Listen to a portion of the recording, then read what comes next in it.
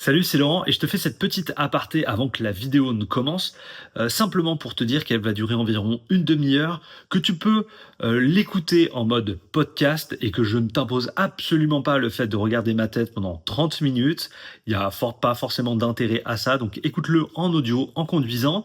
C'est une vidéo qui va te permettre d'améliorer ton business de taxi et surtout d'utiliser 4 leviers pour en fait tout simplement battre tes concurrents en partant d'une problématique que tous les taxis ont. Allez, je te laisse regarder. Si t'as aimé, bah abonne-toi, ajoute un j'aime à la vidéo. Ça m'aidera et surtout ça m'encouragera à en faire d'autres et à apporter toujours autant de valeur. Allez, amuse-toi bien.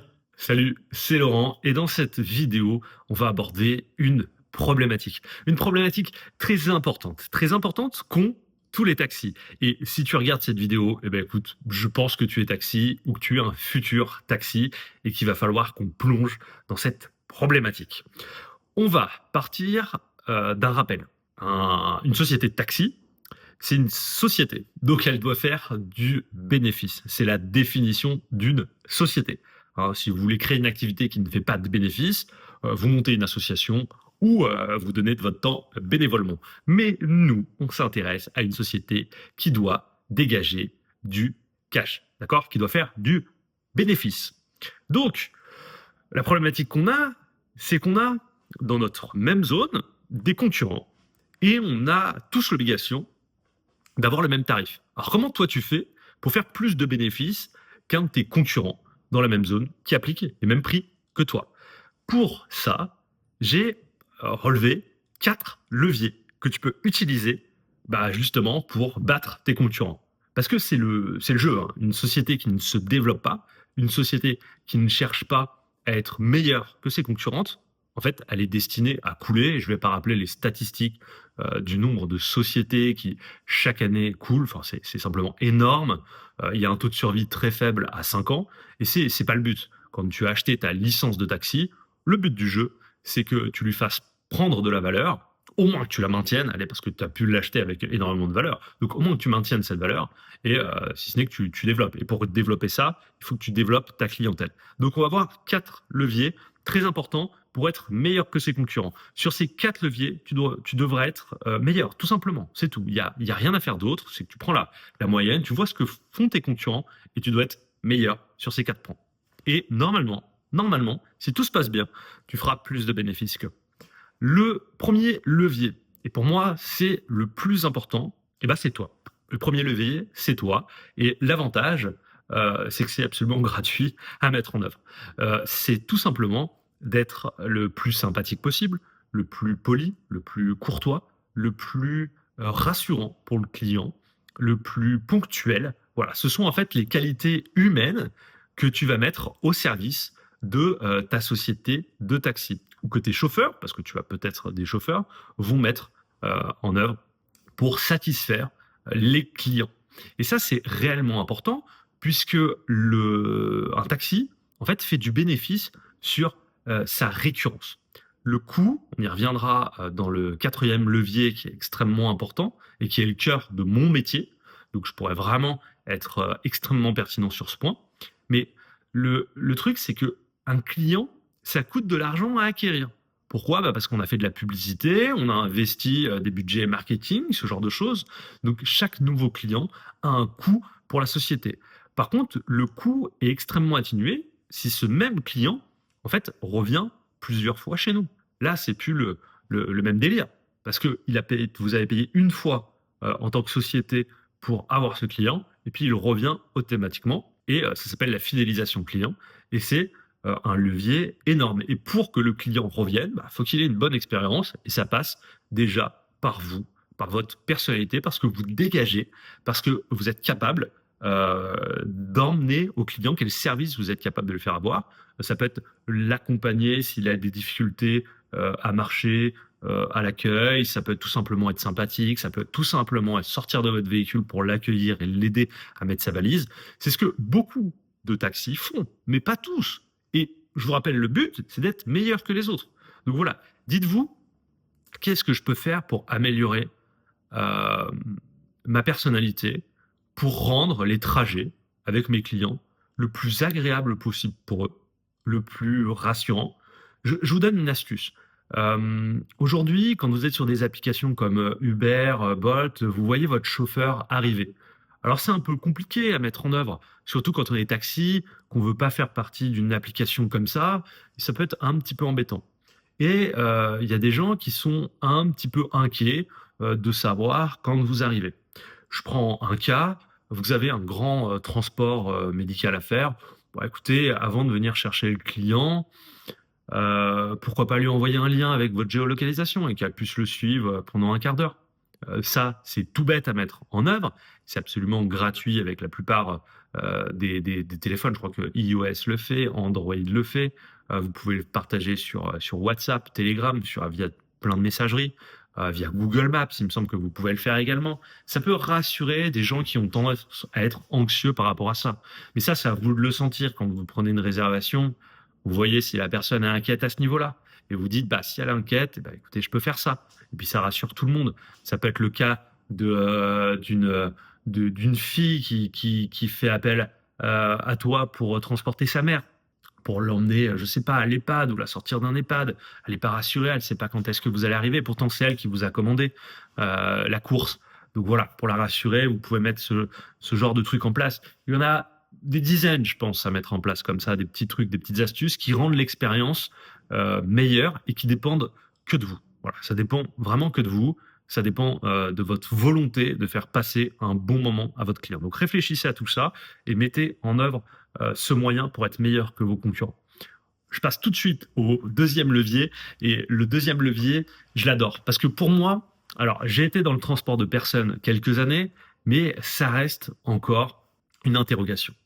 Pourquoi? Pourquoi? Vraiment, je me pose la question, j'essaye d'analyser, mais vous avez peut-être la réponse. Si vous avez la réponse, vous me la donnez en commentaire. Mais pour moi, c'est un levier énorme sur lequel vous pouvez jouer comme ça. Pourquoi certains taxis ont des véhicules de luxe? Je ne comprends pas. Je ne comprends pas. La dernière fois, j'ai vu un taxi en Porsche Cayenne. Je ne comprends pas pourquoi ce taxi a une Porsche Cayenne. On ne parle pas d'un véhicule qu'il a acheté d'occasion. On parle d'un véhicule flambant neuf. Ça se voit à l'immatriculation, ça se voit au modèle de la voiture. On parle d'un modèle flambant neuf qu'il a sans doute acheté en leasing, à crédit, j'imagine. Mais pourquoi? À quoi ça sert? Et surtout, est-ce que ça ne peut pas vous desservir? C'est une question aussi qu'il faut se poser. C'est-à-dire qu'il y a des choses qui peuvent servir votre business, l'améliorer, il y a des choses qui peuvent desservir. Il y a certaines de vos décisions qui ont un impact négatif sur ton business. Donc ça, il faut vraiment l'analyser. Et pour moi, un véhicule de luxe, eh ben, paradoxalement, ça peut avoir l'effet inverse qu'escompté. Je vais prendre un exemple. Par exemple, vous avez deux restaurants qui sont côte à côte, deux pizzerias qui sont côte à côte. D'un côté, vous avez une trattoria italienne plutôt populaire qui a des très bons avis sur Google Maps. À côté, vous avez un restaurant luxueux avec des serveurs guindés, un ou deux serveurs par table et on va prendre la même problématique que les taxis. Bah, ils ont le même prix pour une pizza identique, les deux, et la même qualité. Donc c'est quasiment la même chose. Tu peux te dire, il vaut mieux aller dans le restaurant de luxe. Tu seras mieux traité, tu auras un cadre qui sera beaucoup plus beau, tout ça, plutôt que d'aller dans la trattoria populaire italienne. Mais il faut savoir qu'il y a un nombre de personnes, un pourcentage de personnes qui vont se sentir gênées par le luxe, qui ne vont pas apprécier ça parce que ce n'est pas leur quotidien, parce qu'ils n'ont pas l'habitude et parce que voilà, ce ne sont pas des valeurs qui respectent forcément. Donc il y a vraiment une partie à prix égal qui va se déplacer vers la trattoria parce qu'elle trouvera sera plus sympa, plus populaire. Voilà, c'est tout simplement ça. Moi, par exemple, je fais partie de ce genre de personnes.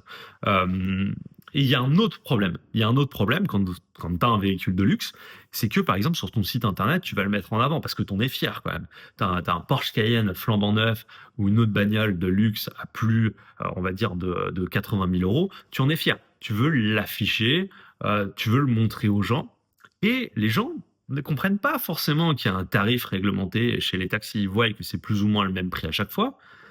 Mais bon Dieu, ils vont se dire, je suis sur un site, est-ce qu'il n'y a pas une couille? Est-ce qu'il n'y a pas quelque chose, une couillonnade? Est-ce que je vais pas me faire arnaquer? Est-ce qu'on va pas me demander un supplément pour utiliser cette Porsche Cayenne ou ce genre de choses? C'est extrêmement compliqué à gérer ce genre de choses. Et puis en plus, imaginons, ce sera dans le troisième levier, mais c'est une question de disponibilité, le troisième levier. Imaginons que vous ne soyez pas disponible pour assurer une course et que vous affrétez un de vos collègues qui n'a pas un véhicule aussi luxueux que le vôtre.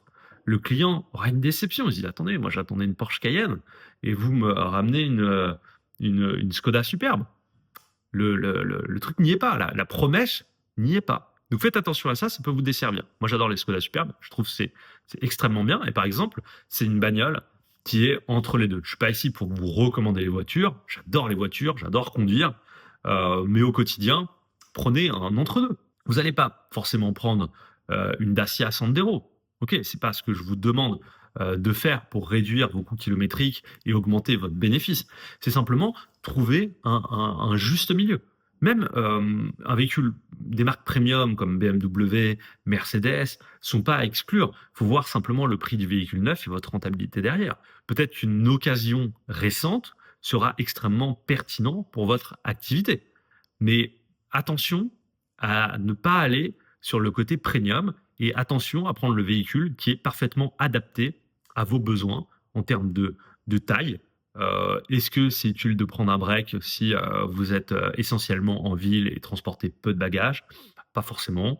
Voilà, posez-vous les bonnes questions, essayez de voir ce que vos concurrents ont comme voiture, essayez de voir la voiture qui serait parfaitement adaptée à vous, qui vous coûte le moins cher par rapport à l'utilisation que vous en avez et qui se revend bien, qui est fiable. Enfin voilà, c'est des trucs un peu de base. Mais voilà, quand je vois quelqu'un en Porsche Cayenne, je pense qu'il a oublié la base pour se laisser porter par ses émotions et sortir du rationnel pour avoir un véhicule comme ça qui n'est absolument pas pertinent. Je ne vois pas comment ce taxi pourrait faire plus de bénéfices qu'un autre. Et même, c'est risqué dans le sens où certains clients ne vont pas aller chez lui parce qu'il a un Porsche Cayenne et certains clients qui sont transportés par un autre véhicule alors qu'ils pensaient avoir commandé un Porsche Cayenne seront déçus et ne le rappelleront pas. Donc voilà, c'était le deuxième levier sur le véhicule. Faites le bon choix de véhicule. Troisième levier, c'est la disponibilité. Je l'ai abordé juste un petit peu avant. On va revenir, j'aime bien revenir aux bases, toujours les répéter parce que c'est important. Le métier de taxi est un métier de besoin. D'accord ? Les clients qui vont t'appeler, ils ont besoin de se déplacer d'un point A à un point B, que ça soit de manière ponctuelle ou de manière récurrente pour, je sais pas moi, des soins récurrents qu'ils doivent faire. Donc, ta disponibilité définit si le client va t'appeler toi ou un autre. C'est assez simple. Finalement, s'il t'appelle, que tu réponds pas ou que tu n'es pas disponible, il va aller voir un concurrent. Donc, il faut être un maximum disponible pour garder ce client. Et comment on fait pour être un maximum disponible? On ne peut pas forcément se couper en deux. Eh ben, on a deux solutions. Enfin, même trois d'ailleurs. Soit on bosse plus, c'est la première solution la plus simple à mettre en œuvre, on bosse plus. Donc, on assure plus de disponibilité. On essaye de s'organiser au mieux pour voir avec les clients si ça peut matcher. N'hésitez pas à proposer en tant que compagnie. Demande à ta secrétaire, si tu as une secrétaire, d'organiser ça. Si un client veut partir à 9h du matin, mais que toi, tu as une course qui finit à 9h05 et tu ne seras pas chez la cliente avant 9h15, ça paraît bête, mais moi, je connais des gens qui ne le font pas. Je connais des taxis qui disent non, je ne suis pas disponible. Bah, demande simplement à ta cliente, bon, moi, je serai à 9h15, je peux être disponible. Est-ce que c'est bon pour vous? Elle peut peut-être décaler son rendez-vous de 15 minutes. Elle avait peut-être anticipé une avance et elle peut peut-être rogner sur cette avance et assumer ces 15 minutes potentielles de retard. Donc voilà, c'est à vous de voir, mais à vous en tant que taxi, de manière générale, et à toi de voir en tant qu'individu si tu peux te permettre ce risque. Mais voilà, donc tu peux travailler plus et essayer de t'organiser un petit peu différemment. La deuxième solution pour la disponibilité, c'est d'employer. Donc tu peux prendre le risque d'acheter une nouvelle licence et de mettre un nouvel employé dessus. Et ouais, c'est le cas. Nous, on a des clients qu'on a placés dans des très bonnes positions sur Google. Ils sont assaillis d'appels. Donc au début, voilà, on essaye d'assurer, et puis au bout d'un moment, quand on va voir peut-être la banque et qu'on lui explique à son banquier qu'on a énormément de demandes, qu'on n'est pas en capacité de répondre à tous, mais qu'on sait bien gérer, qu'on est déjà bénéficiaire, eh ben, on demande un crédit, on achète une nouvelle licence et un nouveau véhicule et on embauche quelqu'un. Voilà. Tu es, en tant que chauffeur de taxi, en tant qu'indépendant, un entrepreneur. Et l'entrepreneur est rémunéré aussi par rapport au risque qu'il prend. Donc forcément, un taxi qui est tout seul gagnera moins qu'un gérant d'une compagnie de 20 chauffeurs. Et ben, c'est logique. Il a pris beaucoup plus de risques, il a une échelle beaucoup plus grande et il va être mieux rémunéré, sans doute. Donc, si gère bien, bien évidemment. Je connais des taxis qui gagnent mieux tout seul qu'avec 5 employés. C'est clair et net. On est d'accord sur ça. Il n'y a pas, il y a pas de problème. Mais à gestion égale, à course égale, je vois pas pourquoi quelqu'un qui a plus de chauffeurs gagnerait moins qu'un chauffeur qu'un indépendant qui est tout seul. Voilà, c'est mathématique, c'est comme ça.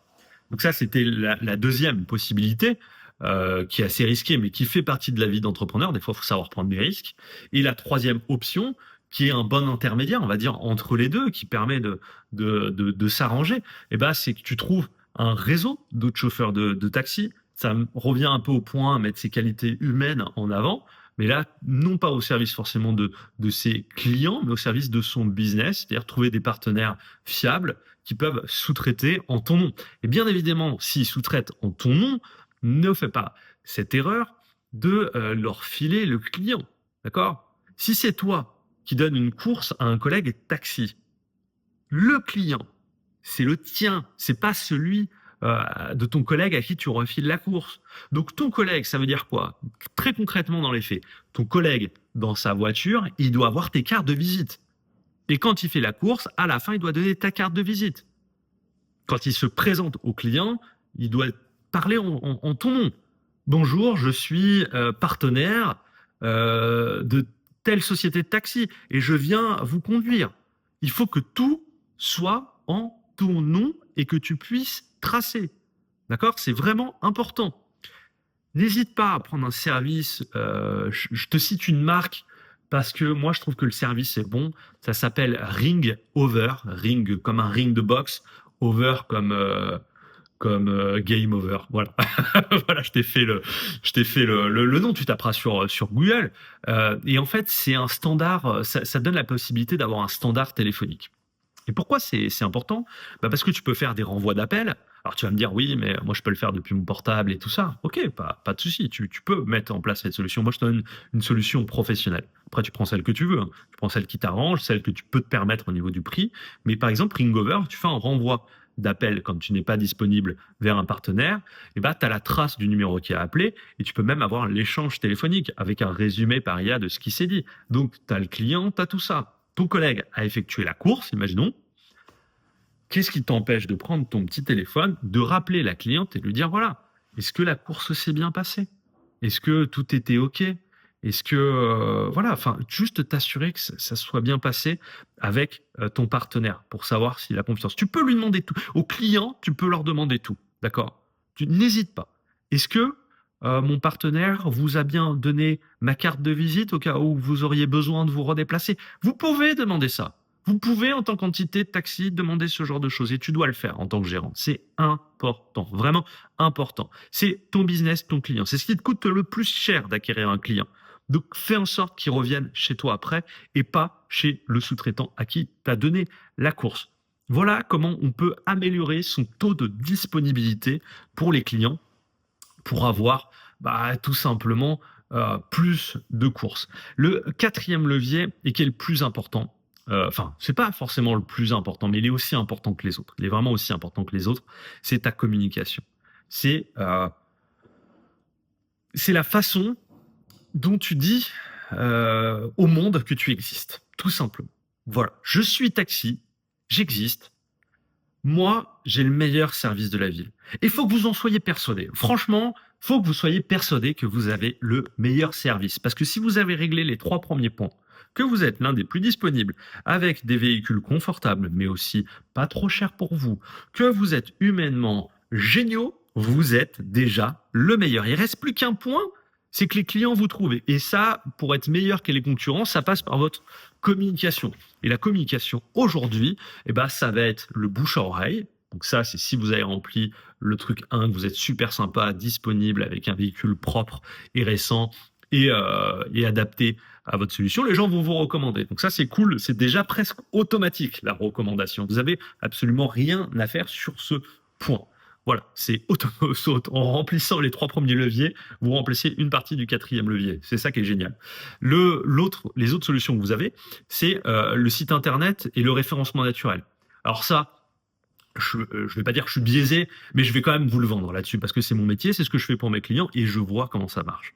Aujourd'hui, je vous ai dit, le taxi, c'est un métier de besoin. Si toi, t'es premier sur Google, forcément, les gens vont t'appeler en premier. Alors, il faut que tout soit cohérent, il faut que ton site il soit nickel, cohérent avec l'image de marque que tu veux renvoyer, que tout soit ouais, optimisé pour que le client puisse réserver en ligne via un module de réservation, via un appel, via WhatsApp, ce genre de choses. Il faut lui simplifier la vie. Et nous, c'est ce qu'on fait et je pense qu'on le fait très bien. Et moi, je vais te dire, dans mon business, c'est un peu les mêmes leviers qu'on met en œuvre. Et moi, je suis persuadé que chez WebAudit, on est les meilleurs. Vraiment.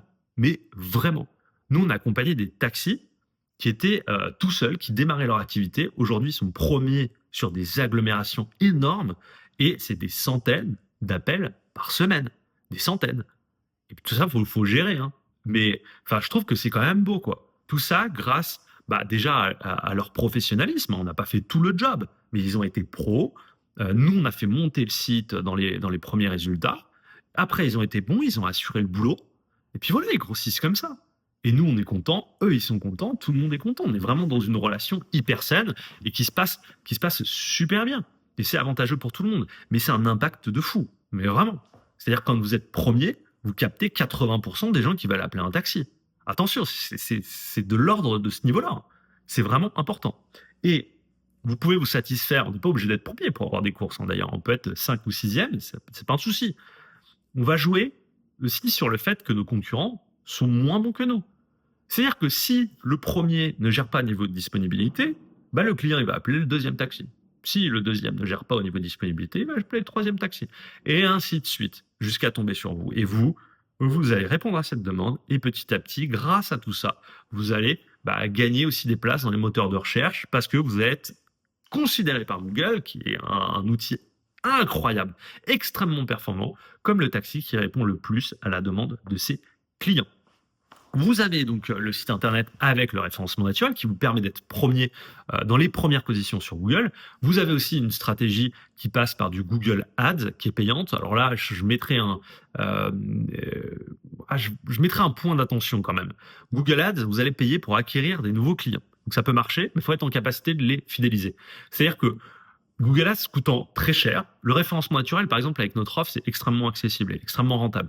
Mais Google Ads, c'est un système d'enchères. Donc, ça peut coûter extrêmement cher. Et le coût du nouveau client va être dur à absorber pour une société. Donc, il faut un truc parfait. Il faut en plus que sur votre zone, ça soit pas trop cher. Je vous ai dit, c'est un système d'enchères, donc ça change en fonction de la zone où vous êtes, en fonction des mots-clés que vous allez vouloir rechercher.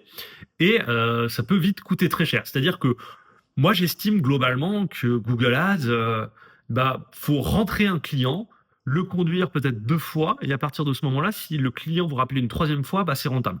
Sinon, la rentabilité, pour moi, elle est un peu biaisée, quoi. Donc, faire attention à ça. Ensuite, vous avez Google Maps, qu'on appelle maintenant Google Business Profile, votre fiche qui apparaît sur Google Maps avec des notations. Vous voyez les notes qu'il y a sur Google quand vous tapez un restaurant, je sais pas, n'importe quelle ville, Lyon. Vous voyez toute une liste sur la map avec des notes et tout ça. C'est ça. Ça, on le gère aussi, nous, en plus du site internet et du référencement qu'on fournit aux taxis, on gère leur fiche Google Maps pour qu'elle soit parfaitement optimisée et qu'elle ressorte. Et on gère aussi tout ce qui est demande d'avis. Donc ça, on vous envoie tous les documents, toute la méthodologie pour demander vos avis à vos clients. Et ça passe par un logiciel qui va trier les avis en ligne en fonction de leur notation, vous permettant d'avoir la notation la plus juste possible pour vous. Donc ça, c'est un autre point que vous pouvez mettre en œuvre pour votre communication. Mais ça peut, dans ce levier communication, il y a aussi la communication traditionnelle que je voudrais absolument pas occulter. On fait du web, c'est sûr, c'est extrêmement efficace aujourd'hui, mais ce que je vous ai dit, c'est la cohérence de tout qui font que vous êtes meilleur que votre concurrent ou pas, et que vous faites plus de bénéfices à la fin de l'année que lui ou pas.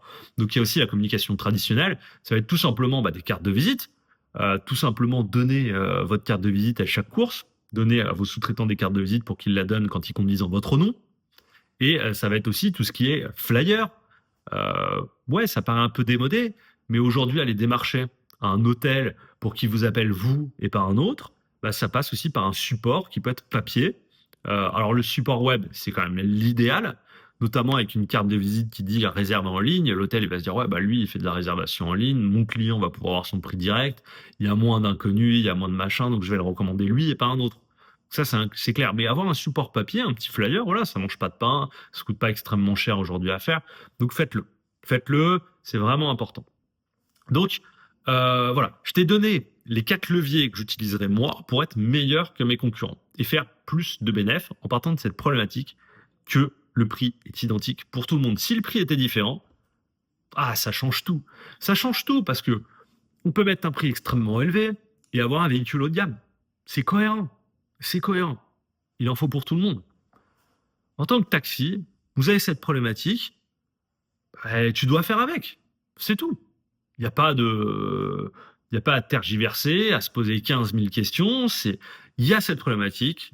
Tu dois la résoudre par ces 4 leviers en améliorant ces 4 pistes pour faire plus de bénéfices et plus de cash que ton concurrent.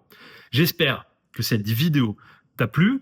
Si tu veux profiter du levier communication, il y aura le lien dans la description pour avoir un site internet référencé sur Google et une fiche Google Maps référencée également, ce qui va t'aider énormément et ce qui peut changer littéralement ton business dans ta zone. Si tu as un doute, tu vas sur notre site, il y a un numéro de téléphone, tu peux appeler un de nos conseillers qui répondra à toutes tes questions. C'est 100% gratuit, donc n'hésite pas à le faire. On est là, en tout cas, toute l'équipe qui est avec moi. Oui, il y a personne derrière moi, il y a un mur, mais il y a une équipe derrière. Il y a vraiment une équipe. On est des pros et on fait ça depuis maintenant quasiment 10 ans. Donc, on est là pour t'aider à développer ta société de taxi. En tant que personnes qui sont là pour t'aider, on est disponible. On est disponible pour parler de tes problématiques et pour essayer de les résoudre. Voilà, j'espère que cette vidéo vous a plu et je vous dis à bientôt pour de nouveaux conseils.